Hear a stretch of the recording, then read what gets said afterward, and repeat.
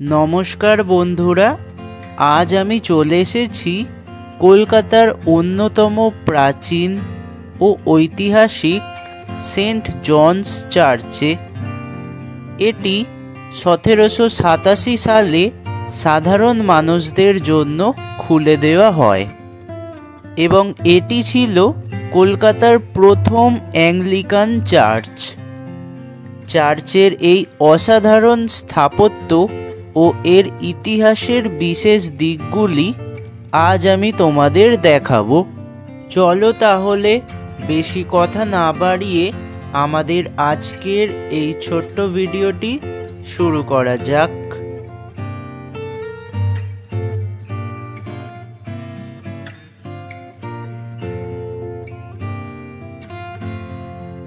Saint Johns চার্চের নকশা তৈরি করেছিলেন স্থপতি জেমস অ্যাগ এবং এটি লন্ডনের saint Martin in the fields চার্চের আদলে নির্মিত। চার্চটি প্রায় 174 ফুট উচ্চ।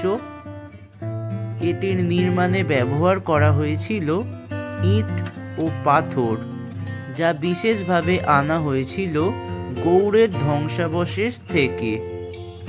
এই পাথরের ব্যবহার সেই সময় বাংলায় ছিল বেশ বিরল। চার্চটি তৈরিতে জমিটি দান করেছিলেন শোভাবাজারের মহারাজ নবকৃষ্ণ দেব। সেন্ট জনস চার্চের ভেতরে বেশ কিছু উল্লেখযোগ্য জিনিস রয়েছে, যা এর ইতিহাস এবং স্থাপত্যকে আরও সমৃদ্ধ করে তোলে। এই চার্চের অভ্যন্তরীণ স্থাপত্য তেমনই চমকপ্রদ।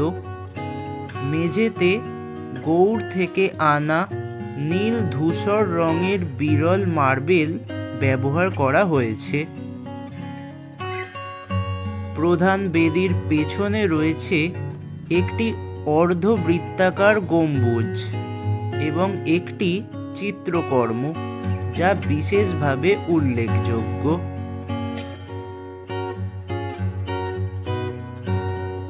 চার্চের প্রধান বেদির ডান দিকে একটি ছোট এবং সরল বেদি রয়েছে, যেখানে একটি স্টেইনড গ্লাসের প্যানেল দেখা যায়। এই বেদি ও স্টেইনড গ্লাসের শিল্পকর্ম চার্চের ধর্মীয় পরিবেশকে আরও বিশেষ করে তোলে।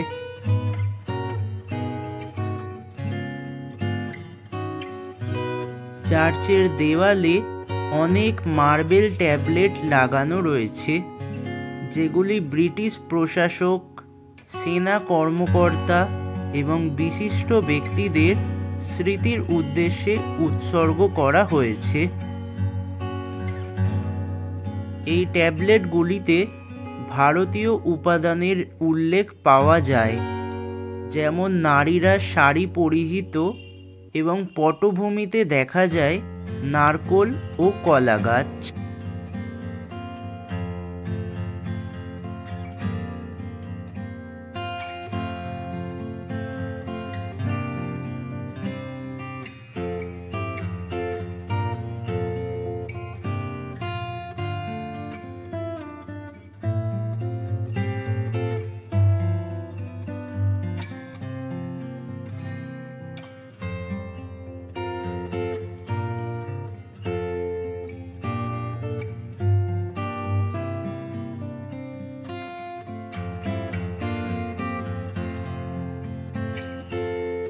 চার্চের মূল বেদির বাম দিকে ঝুলছে জোহান জফানির বিখ্যাত লাস্ট সাপার পেন্টিং।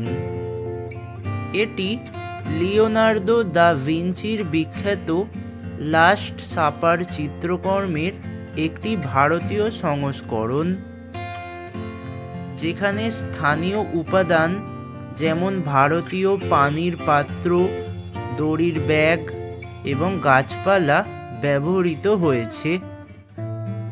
এছাড়া যিশু এবং তার শিষ্যদের মুখাবয়বেও স্থানীয় ব্যক্তিত্বদের দেখা যায়। এছাড়াও এই চার্চে গভর্নর জেনারেল ওয়ারেন হেস্টিংসের ব্যবহৃত আসবাবপত্রগুলি সংরক্ষিত রয়েছে। এখানে তার চেয়ার, পুরনো বাইবেল, কাঠের আলমারি এবং অন্যান্য আসবাব পুনর্নির্মাণ করে সংরক্ষণ করা হয়েছে।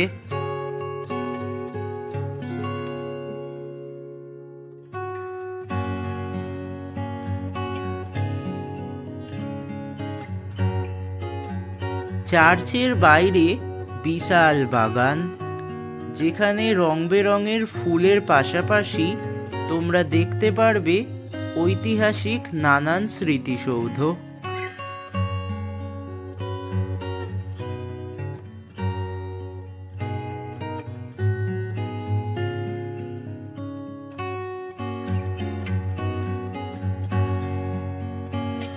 লেডি ক্যানিংয়ের স্মৃতি হিসেবে এখানে আছে লর্ড স্টুয়ার্টের কনিষ্ঠতম কন্যা চার্লট এলিজাবেথের সমাধি।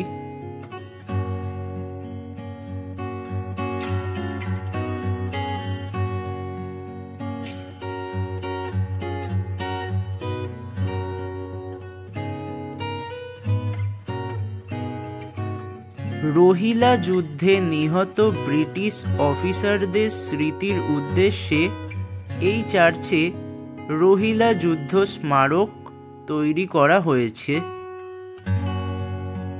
এছাড়াও এখানেই রয়েছে কলকাতার ইতিহাসের অন্যতম বিতর্কিত স্মারক ব্ল্যাক হোল মনুমেন্ট। 1756 সালের ব্ল্যাক হোল ট্র্যাজেডির পর জন হোলওয়েল এই স্মৃতিস্তম্ভ নির্মাণ করেছিলেন। পরে 1822 সালে এটি সরিয়ে নেওয়া হয় এবং 1901 সালে লর্ড কার্জন পুনর্গঠন করে এটি পুনরায় স্থাপন করেন। 1940 সালে এই মনুমেন্টটি সেন্ট জনস চার্চের চত্বরে আনা হয়।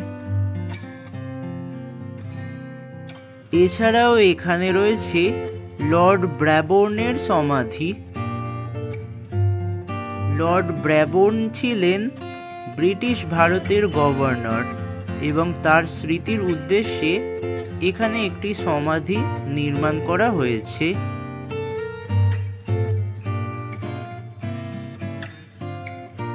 এই সমস্ত স্মৃতিসৌধগুলি বাদেও এখানে আরও বেশ কিছু সমাধি লক্ষ্য করা যায়।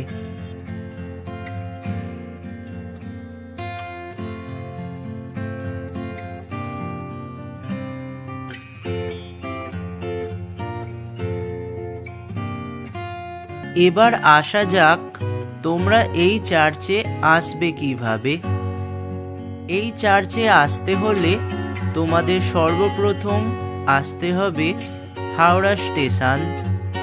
এরপর হাওড়া থেকে বাসে করে মাত্র 10 থেকে 15 মিনিটের মধ্যেই তোমরা চলে আসতে পারবে সেন্ট জনস চার্চ।